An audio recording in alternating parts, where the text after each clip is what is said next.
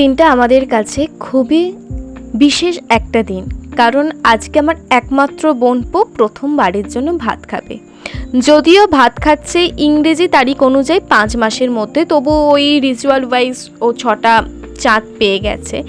যাই হোক না কেন, একটা কথা আমি জোর গলায় বলতে পারি, হয়তো নিজের বোনপো বলে বলছি না, আজকে ও প্রায় 300-400 জন ওকে ধরেছে, চটকামুটকি করেছে, মানে ওকে ধরে ফটো তুলিয়েছে, যেভাবে খুশি হলুদ মাখাচ্ছে, এই খাওয়াচ্ছে ওই খাওয়াচ্ছে, একবারের জন্য কাঁদিনি। এই যে এই সমস্ত কিছু, ওর তো সব নতুন অভিজ্ঞতা, এত লোকজন, সমস্ত কিছু।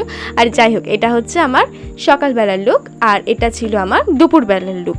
তখন দেখি টেবিলগুলো পাতা হয়ে গেছে, এদিকে স্টলও সব রেডি করছে, আর এখানে ফিশ কাটলেটের জন্য ওই মানে কি বলবো, ফিলেটাকেও তৈরি করছে। আর তখনই দেখি বৃষ্টি নেমেছে, আর এইদিকে ফটো সেশন হচ্ছে। তখনও হাফ অতিথি এসে পৌঁছায়নি। যাই হোক না কেন, তখন ভাতের জন্য সমস্ত কিছু জোগাড়জাট করে নিয়েছে, আর আমি একটু কোল্ড ড্রিঙ্কস নিয়ে নিলাম, যদিও আমি খাইনি। তারপরে এই যে মামা ভাতের জন্য সমস্ত কিছু জোগাড়জাটি করছে, মানে কিভাবে খাওয়াবে না খাওয়াবে, সমস্ত কিছুটাই তো নতুন, ওরও একটা অভিজ্ঞতা, তার সাথে আমাদেরও। যাই হোক, 4টে 6 আমরা খেতে বসেছি। জল পেয়ে আগে আমি ঢকঢক করে কতটা জল খেয়ে নিয়েছি, তার জন্য আমি খেতে পারিনি। আর খেতে বসার আগে আমি প্রায় 30 পিস ফুচকা খেয়েছি, যার জন্য আমার খাওয়াটা একেবারে গড়মড়ে হয়ে গেছে। মানে খেয়েছি কিন্তু তারপরে আর উঠতে পারিনি। প্রথমে ছিল ফিশ কাটলেট, শুক্তো, ভাত, ডাল, তারপরে ফুলকপি দিয়ে চিংড়ি। এই ফুলকপিটা দারুণ লাগছিল অফ সিজনের জন্য, আমি 2বার খেয়েছি এটা মনে হয়।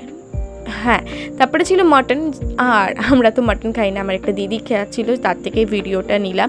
নাকি মটনটা খুব সুন্দর হয়েছিল, কিন্তু আমি না এইসবের কিছুই বুঝি না, কোনটা মটনটা খুব সুন্দর হয়, কখন ওটাকে খুব সেদ্ধ করতে হয়, কখন কি করতে হয়, সেই সমস্ত আমি বুঝি না, কিন্তু বললো তো ভালোই ছিল।